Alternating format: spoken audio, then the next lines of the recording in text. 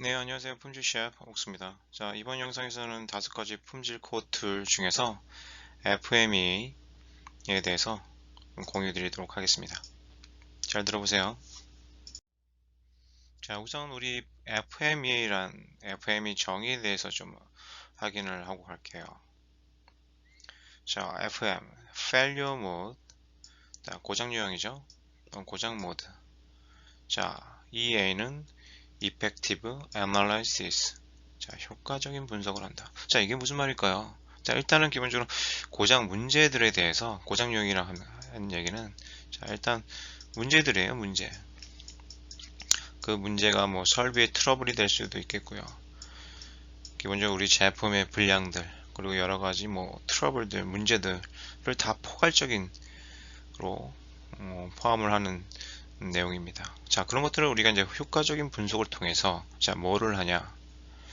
자, 제품을 개발하는 초기 단계에서 기존 양산을 하고 있는 유사한 제품들의, 자, 이게 중요합니다. 기존에 양산하고 있는 유사한 제품들의 문제점들을 바탕으로 개발하려고 하는 제품에 대한 디자인 또는 공정의 사전 개선 계획을 수립하여 자, 문제를 예방하기 위함이다. 결과적으로 궁극적인 목적은 자, 우리가 제품을 개발할 때 기존에 우리가 겪었던 문제들을 바탕으로 자, 우리가 기본적으로 기존에 문제가 겪었으면 분명히 우리가 개선이 됐겠죠. 개선을 하려고 노력을 했었고 자, 그런 것들을 우리가 다시 한번 또 동일한 문제를 또 겪으면 또 바보가 되겠죠. 자, 그런 문제를 사전에 예방하기 위해서 우리가 검토하는 단계 그리고 검토하는 툴을 FM이라고 합니다.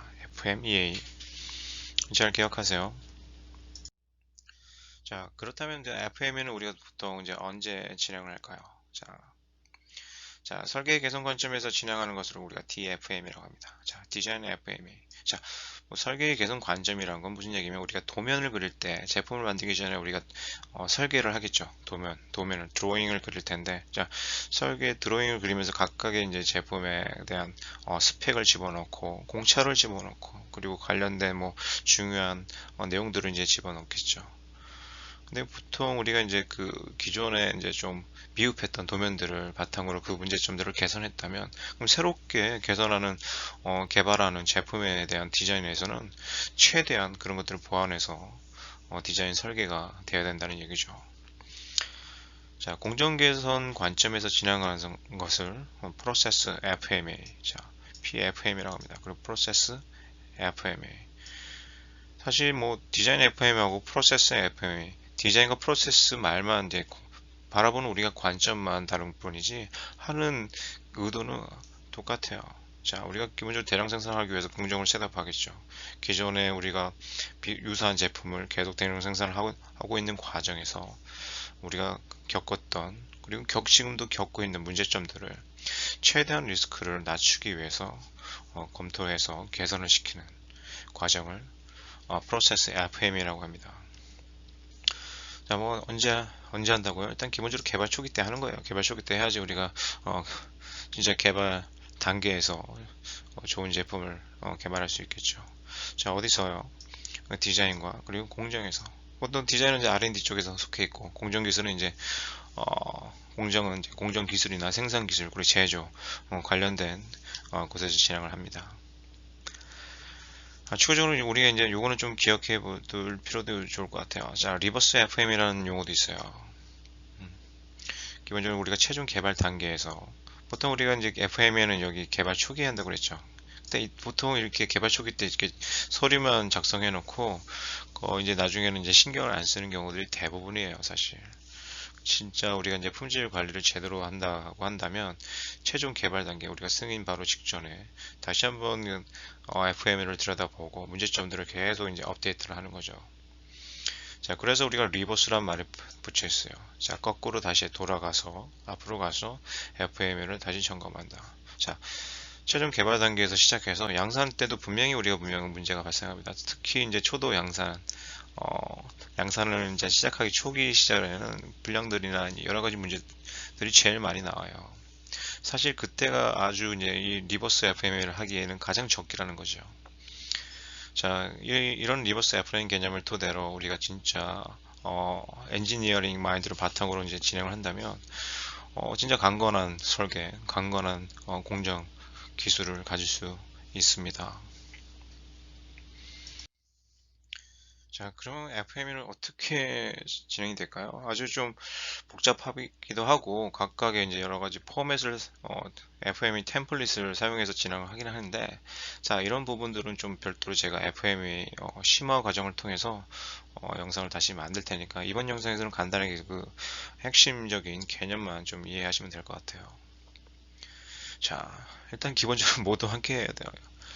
우스라는 얘기는 아니고, 일단 기본적으로 FM의 양식을 보면 제 첫 장에 첫 페이지 위쪽에 보면 그 참석한 사람 담당 부서가 누군지, 그리고 담당은 누군지 그 쓰는 난도 있어요. 그 얘기는 결국에는 궁극적인 목적은 크로스 펑셔널이 되어야 된다. 왜냐면 FM에는 기존의 문제점을 가진 우리 공정에서 발생할 수 있는 부분들이 있고 설계적인 부분에서 발생할 수 있는 부분도 있기 때문에 각각의 관련된 뭐 R&D, 뭐 제조, 품질, 그리고 기술 관련된 전문가들이 다 모여서 본인들의 경험했던 부분들을 피드백을 통해서 우리가 이런 부분들을 FME를 하나씩 검토를 해야 된다는 거죠. 굉장히 중요한 개념이자 중요한 부분입니다. 보통 우리가 지금 뭐 FM이라고 하면 RPN이라고 들어보셨는지 모르겠어요. Risk Priority Number라고 되어 있는데, 사실 이제부터는 우리가 이제 RPN을 사용하진 않고요. 자, 재작년부터 우리가 이제 개정된 FM이 개정 5판을 사용하고 있습니다. 그게 이제 RPN이 AP로 바뀌었어요. 자, Action Priority. 당시 우리가 RPN을 쓸 때 요걸 썼습니다. SOD. 자, Severity, Occurrence, Detection. 자, 심각도, Occurrence, 발생도, 자, Detection, 검출도. 당시 우리가 개정 5판으로 개정되기 전에는 RPN이라는 걸 사용해서 이 심각도, 발생도, 디텍션, 검출도를 우리가 이제 확인해서 이거를 이제 곱한 값을 RPN 값이라고 그랬어요. 그래서 뭐 회사마다 좀 차이는 있겠지만, 예를 들어서 이 RPN 값이 뭐 특정 점수 이상이 넘어갔을 때 그게 우리가 리스크가 높다고 판단해서 그 관련된 프로세스를 개선해서 그 RPM 값을 낮추는 게 결국에는 우리가 핵심 FME라 하는 방식이었거든요.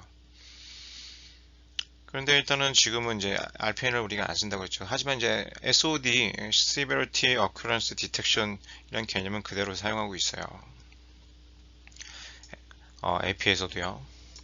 AP에서도 그대로 이거 우리 액션 프라이티를 그대로 사용하고 있는데 곱하는 게 아니라 각각의 우리가 이제 리스크 레벨을 따져가지고 한다는 거죠. 이 부분들은 제가 이 FME 개정 5판을 별도로 이제 공유 드릴 때 좀 심화 과정에서 공유 드리도록 하겠습니다.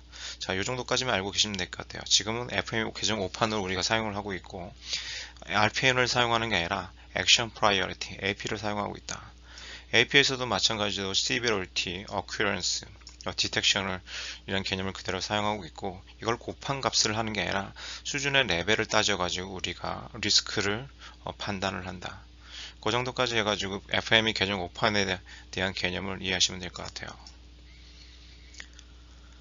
자, 그 다음에는 보면, 자, 기본적으로 우리가 FME를 하는 과정을 제가 간단히 설명드릴 거고요. 자, 이 부분을 통해서 심화 과정에서 향후 별도로 다룰 건데요. 자, 간단하게 이제 프로세스 관점에서 좀 확인을 해보자면, 자, 크게 이제 세 가지 단계로 우리가 이렇게 나눌 수 있습니다.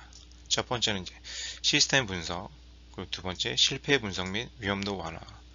자, 마지막으로 세 번째는 위험도에 대한 의사소통. 자, 시스템 분석은 뭘까요? 자, 시스템 분석에서는 기본적으로 계획과 준비. 당연히 우리가 제가 항상 말씀드리지만, 뭐 우리가 여행을 가든 일을 하든 사전에 제일 먼저 해야 되는 게 계획을 세우는 거죠. 준비를 하고. 자, 계획을 당연히 세워야겠죠. FME를 하는 것도. 일단 뭐 사람들도 뭐 크로스 펑셔널 팀이 되려면 사람들도 모아줘야 되고, 여러 가지 준비를 해야겠죠. 자, 그 다음에 스텝 2, 3. 자, 구조 분석과 기능 분석이라 되는데, 우리가 이 제품에 대해서 면밀하게 구조 분석을 하고 우리가 이제 개발하려고 하는 제품에 대한 그 검토를 말하는 거예요. 그 제품은 어떻게 디자인이 되는지, 이런 디자인의 제품을 만들기 위해서는 어떤 공정을 거쳐서 어떤 최적화를, 어떤 액티비티를 거쳐서 그런 분석들을 정확하게 하는 과정입니다. 사실 이런 부분들이 사실 FME에서 잘 지켜지지가 않아요. 거의 안 되겠죠. 왜냐면 FME를 실제적으로 처음부터 해본 적이 없으니까. 왜냐면요, 이걸 볼게요. 자, 여러분들이 제만 실제적으로 이제 현업에서 FME를 해보신 분들이라면 요 부분부터 시작을 했을 거예요. 자, 두 번째 단계 스텝 4. 자, 실패 분석. 결국엔 실패 분석 진행을 하는 거죠.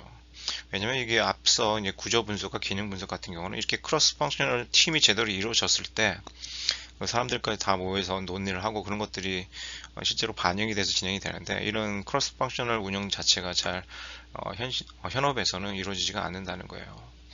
보통 어떻게 이루어지냐면 기존에 작성했던 FME를 기준으로 그냥 copy and paste and copy, 갖다 붙이기 하다 보니까 이런 기회가 많지 않다는 거죠. 자, 그런 것을 통해서 실제로 이제 실패 분석을 하고, 자, 실패 분석을 했다고 하면, 자, 실패 분석이란 건 기존에 우리가 겪었던 문제점들에 대한, 그런 것들이 지금 우리가 개발할 제품들이 어떻게 이제 반영이 될 수 있는지에 대한 검토를 하는 겁니다. 그래서 이제 위에서 말씀드렸던 뭐 RPN이나 지금 RPN을 안 한다고 했죠. 자, AP라는 액션 프라이어트라는 방법을 통해서 위험도를 분석하고 그런 것들을 개선을 통해서 최적화를 하는 과정입니다. 자, 여기까지 하면 실제로 FMA 프로세스는 다 끝이 난 거예요. 근데 마지막으로 이제 결과에 대한 문서화를 통해서 이제 우리가 FMA를 실현하고 이제 구현을 시킨다는 얘기입니다. 자, 이번 영상은 여기까지고요. 그게 그렇게 어렵지 않았죠. FME가 너무 깊게 들어가면 좀 어려운 부분이 있는데, 심화 과정은 추후에 좀 기회가 됐을 때 이제 별도 영상을 만들 테고요. 요 정도까지 개념을 아시면 그래도 FME는 뭐다, FME는 이런 식으로 진행되는구나 아실 것 같아요. 이만 영상 마치겠습니다. 감사합니다.